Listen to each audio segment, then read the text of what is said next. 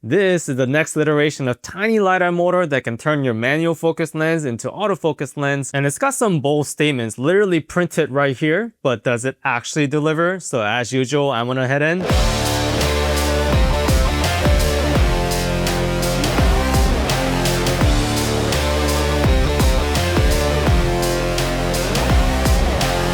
Hey, how's it going? Thanks for hanging out with me today. So it's been almost 2 years since I made this video. So that was the first generation PDMovie LiDAR motor, and it was revolutionary at the time. But it has some limitations, right? First generation, so it has some limitation in terms of range.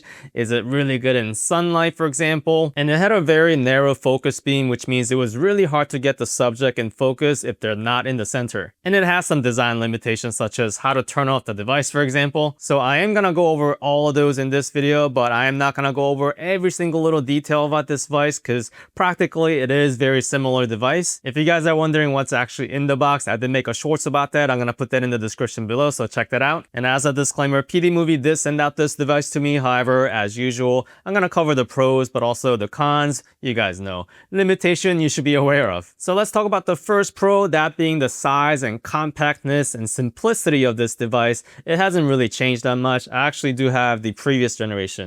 So this is the size difference. So if they get a little bit thicker, however, the significant difference really is they change the direction of the mounting point. So you can see that it's on the opposite side. And that's going to be important because the way that you mount this onto an actual camera. So I have a 15mm rod right here, and I would mount this on top.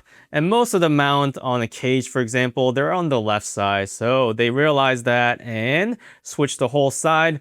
Therefore, now this is closer to the center and it's on top of the lens. And of course, because of the thickness, the battery did get bigger. So this is like triple stack battery. So this is the new battery and what that looks like. So the battery life did improve a little bit. So they're saying 6 to 7 hours, which is plenty. But the actual important part is that there is a USB-C port right here. So you can just charge it directly to the device rather than putting in the charger. I have actually not taken the battery out since I got this. But because the previous charger had one pain point, which is this port right here, also USB-C now. So this was a micro USB before, so they did listen possibly. But in terms of device quality, it's basically the same. It's metal casing, really nicely built. But the biggest change really since the previous generation is that this is now super versatile. One, it has multiple LiDARs now, but what's important here is that it has 4 degrees, 16 degrees, and 28 degrees of LiDAR beams. And you can simply change that by just turning this little knob. So that's 28 degrees and that's 16 degrees and back to 4 degrees. So combined with having different angles of LiDAR beams and having a close sensor and far sensor, your chance of having things be in focus has just increased dramatically with this. So unlike the previous generation, you don't have to have the subject dead center, especially with this 28 degrees. You can see it goes really beyond the center of the screen. Now PDMovie is calling this AI-based focus system.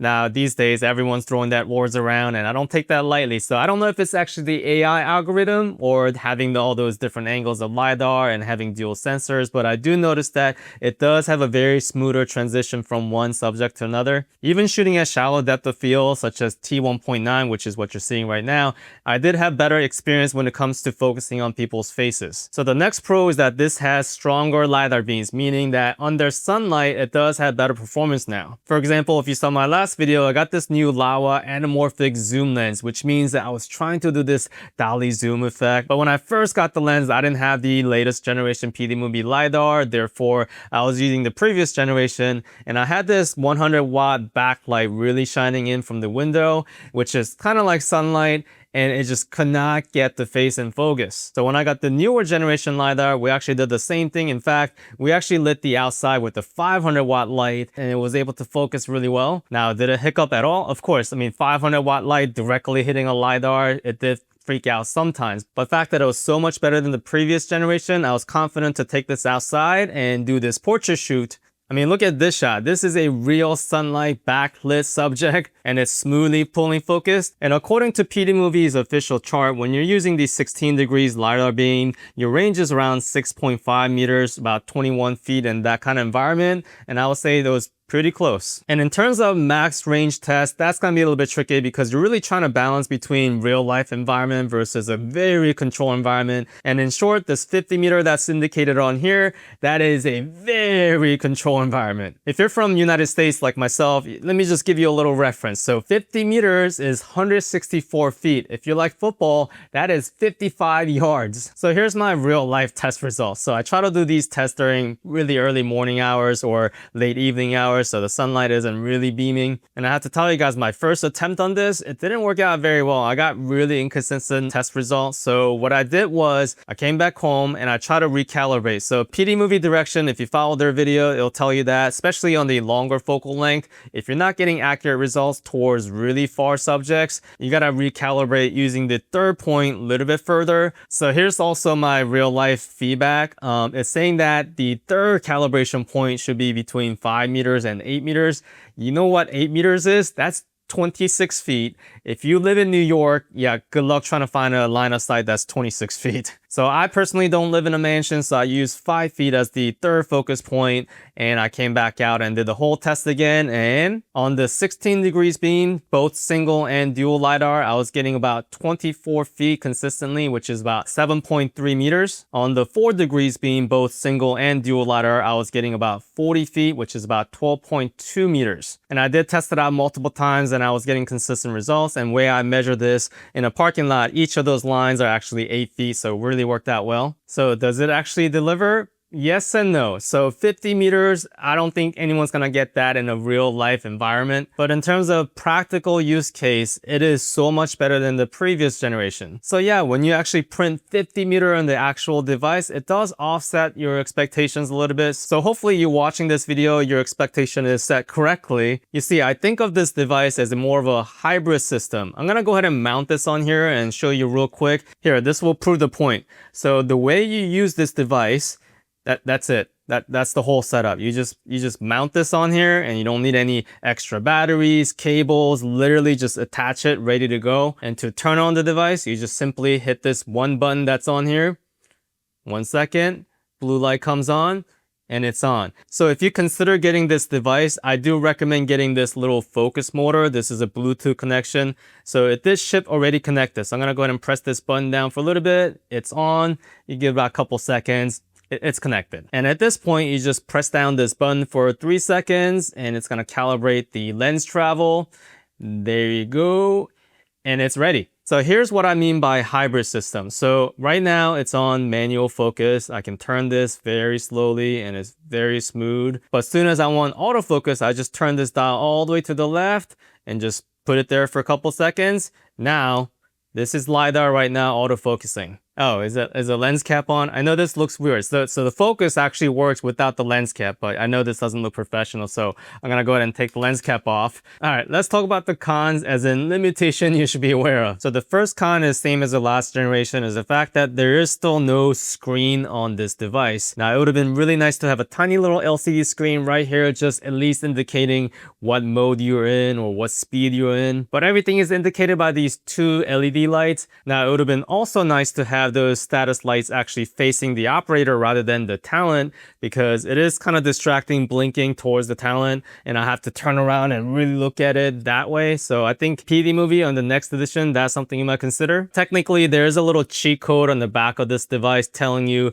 how many times you press this to make a collect call. But if you don't use this device for a very long time, it is very hard to remember like how many times you have to press to change the motor speed. Now, the second con is gonna be the app. Now, the app is exactly the same. So if you guys want to know more about the app, I do have a little section on my last video about this one. But yeah, when I was doing this dolly zoom effect, I did use the app to set A point and B point, but I have to tell you, it did take me several times to get that correctly. So hopefully there's an update on the app in the future. And this next thing, yes, I talked about it on the pro section, but it's also the con. When you're focusing with this device, it's not always 100% foolproof. Here's a good example of that. Now, this must be a difficult shot for LiDAR because there is a little giant hole, or I say little, there is a giant hole under the pier, and I was trying to get the subject in focus, but it would not just focus on that. But sure, autofocus too, sometimes it does have mishaps, but at least it's telling you and you can see on the screen what is going on. Whereas in this LiDAR system, because there's no screen or nothing to look at or reference,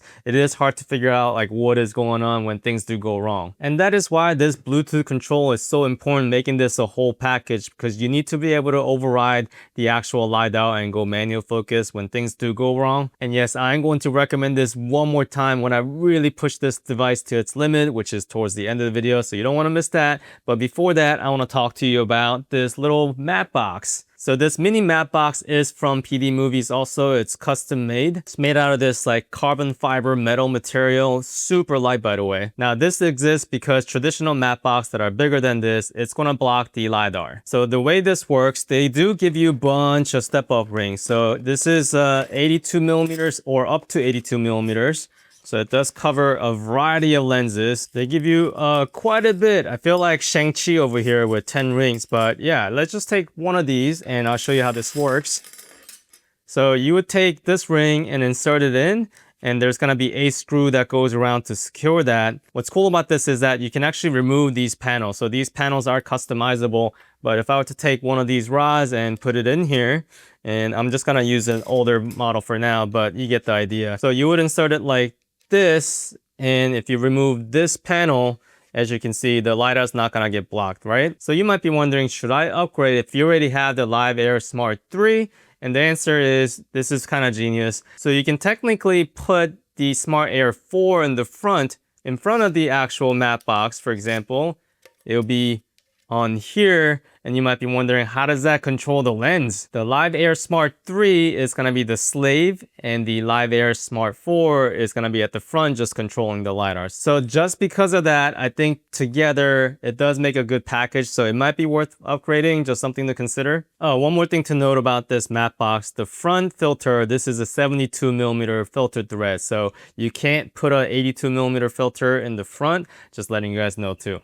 All right, now we talked about pushing the limits. So in order to do that, I'm gonna have to order a special Uber. Hi, man. Someone call a professional Uber driver? Hi, thanks for coming last minute. Could you put this on your truck?